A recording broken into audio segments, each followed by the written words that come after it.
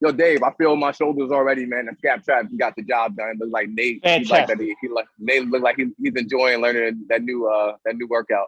Yeah, it's Fantastic. starting to pop already. What we got next? All right.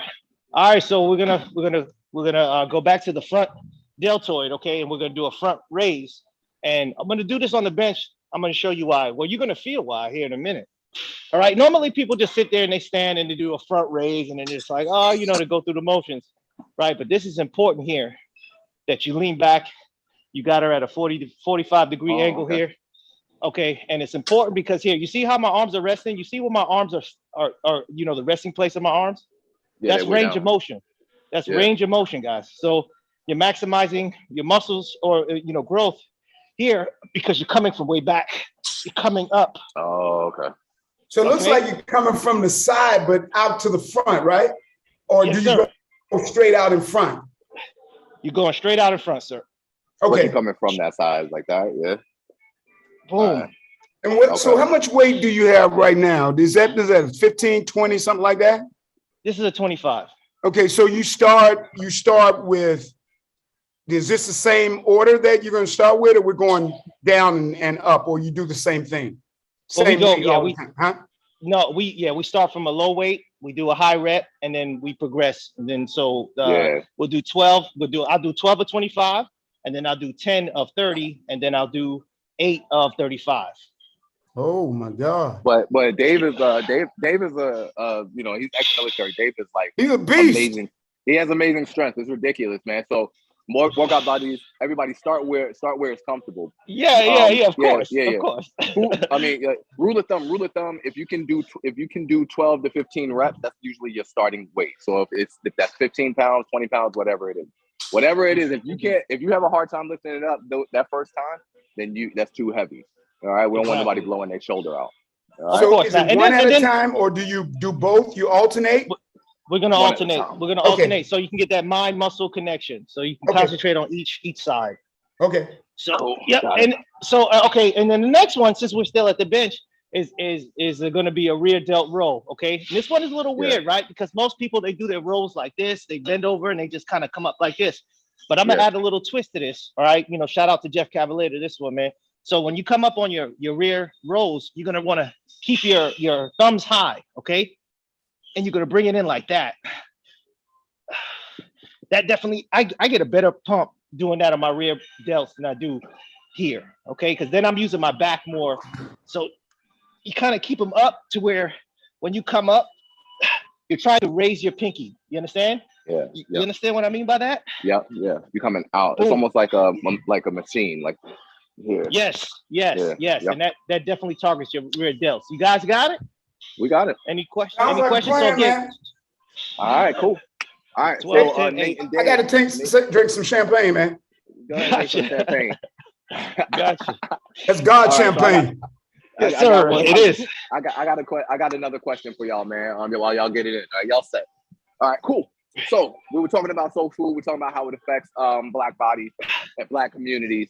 I mean, as a whole, man, Black folks, we need to eat better. I think we all in agreement with that. But one of the things that is coming up in my studies of Black nutrition is a term called food deserts. Food deserts, right? And it's exactly what it sounds like. It's the absence of nutritious food or food options in Black neighborhoods. All right. I want to know what y'all think about this, man, because there's studies being done about it. There's like whole initiative.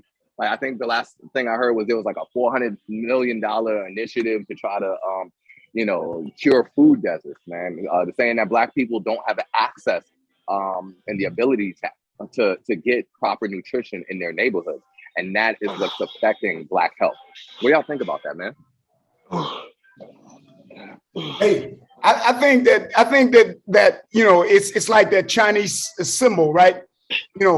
It is crisis and opportunity. So opportunity for entrepreneurs who are maybe farmers or people who are looking for ways to build new communities like us, like you, me, people like you and me do these kinds of things. We look at ways we could work with, collaborate with, build new possibilities in community with, supermarkets that serve the right kinds of food. And so we can work together with entities, development corporations, or whoever, to begin to put the needed commerce, the kinds of things that are needed in these difficult communities. Some of it is related to poverty, but some of it is, I think, related to us not thinking about it this way. There's gold in the ghetto. Yeah. There's a gold mine in the ghetto. All day. Yeah. All day. They're spending power. I mean, what we spend about $1 trillion a year. You know what I mean? Yeah. Like that's what we contribute to this American economy. So yeah, for sure. But see, I'm gonna go the other route. Okay. I'm gonna look at it more controversial. And I'm gonna say, like, I don't believe in that food desert bullshit. So this is the thing, man. In the capitalist society, it's where we sit today. When you look at it, I mean, logistically, we can't get products out to people. I think it's all about what the market is dictating, right? If we're not educated, and we're not actively eating the things that we need to do, I mean, or we're not buying the things that we need, we're not going to see them in our neighborhoods. We're not going to see them.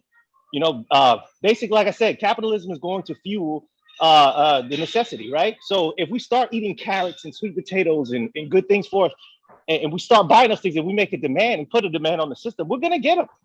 Because that's what's going to make money, right? That's what, you know, we're gonna get what we need. But I don't think that we're educated enough to even have these things, and that's what creates, I guess, the food desert, right?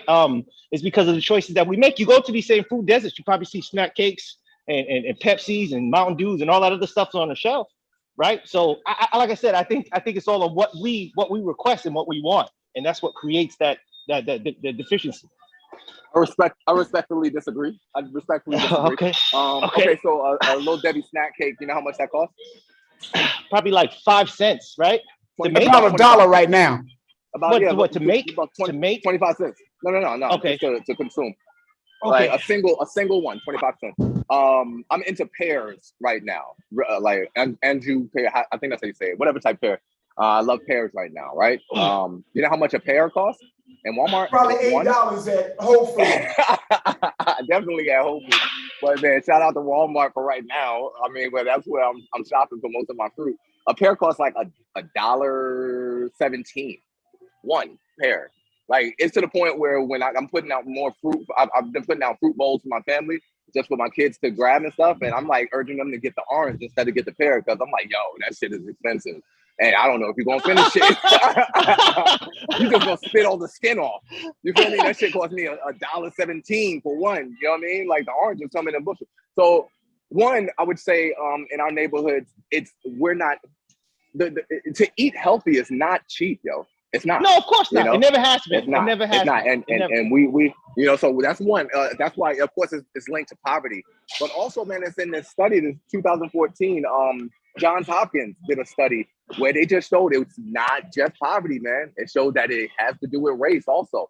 The limited supply of nutritious foods is not just based on you not being able to afford it, but it's also based on race. They said in Black and Hispanic neighborhoods, it's significantly lower than poor white neighborhoods. Let me ask you. Let me ask you this question. Let me put this on the table. Let me toss this out. Why is it that we think that it's expensive to eat well, but we will buy, you know, designer clothes, we will buy shoes that are expensive. Some of my shoes that I wear, $100. You know, some of my outfits that I wear, you know, when I buy Nike and help them get rich, and I don't invest in my own stomach. And my own health, because one of the things that we say at this thing that we're doing, the Ages Workout, health is the top priority. So I would rather splurge on what I put in my body, because that's my representation. I use this body, brother, to make commerce.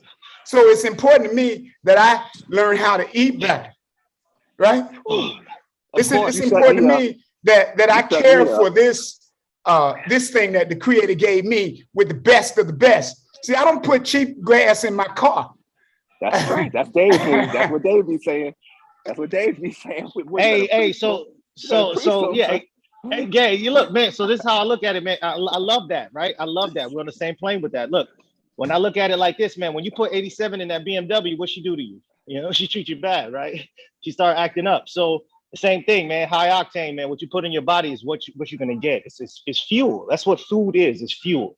So if you put trash in, you're gonna get trash out. That's basically what's gonna occur. So big. Nutrition is everything. Nate, you 100% squashed my argument. Because look, the same person that's eating a little Debbie cake probably has some Jordans on their feet, man. And even knockoff Jordans still cost you at least $50, man. So if we're so concerned with designer this and designer that and jewelry this and jewelry that, or the latest iPhone, we should be doing the same thing with our nutrition. We should sacrifice the things that we're putting on top of our bodies for the things that we're putting inside of our bodies. It's education. It's education, man. Honestly, that's really all that matters. That's all that matters. And also, like I said, when you talk about the pair being that much, it's like, yeah, so what? You know what I mean? That is who you are. That is what you are. When you really break it down, you know, when you look at the largest land animals in the world right now, what are they? They're vegetarian. They're they just eat. They eat from the land. You understand what I'm saying? So it's just like if it costs, that's what it costs to be healthy, and that's something that we should all sacrifice and do. I don't want nothing to sign down. I don't want nothing. I don't want